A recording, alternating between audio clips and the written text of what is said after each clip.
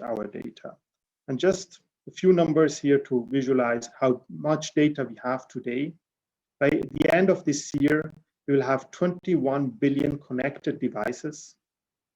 90% of the world data that we have was produced only in the last 2 years, and a lot of that data is unstructured. And each day we create 2.5 quintillion bytes of data.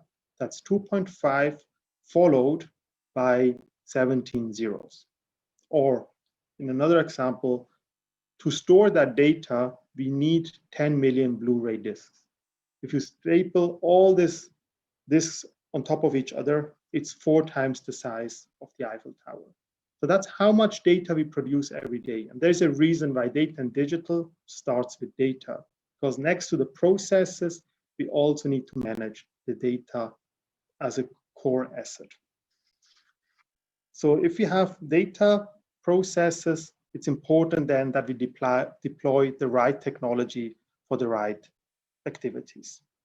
This is very simple. This is by no means the whole value chain that we have, but we have knowledge-based tasks, we have transactional tasks, and we have physical tasks.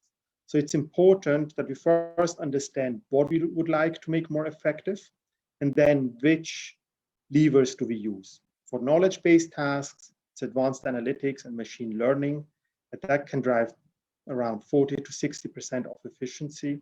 It's transactional tasks that actually, if you use RPA, I think over time, you can have 50% automation.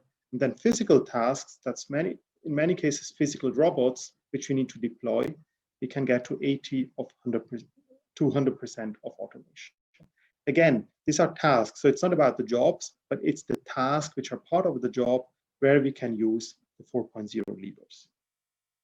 And I'm convinced if we do it right, if we look at the whole value chain, if we look at every step from process, data, and deploying the right technology, we will make significant improvement when it comes to the productivity. And that's linking back to the 3 trends I mentioned at the beginning. Productivity is absolutely key for our industry. It is key when it comes to clinical research, when it comes to R&D. It is key when it comes to how we engage with our healthcare professionals, but it's very, very key when it comes to operations, manufacturing, and supply chain, because that's where I believe we have the biggest potential.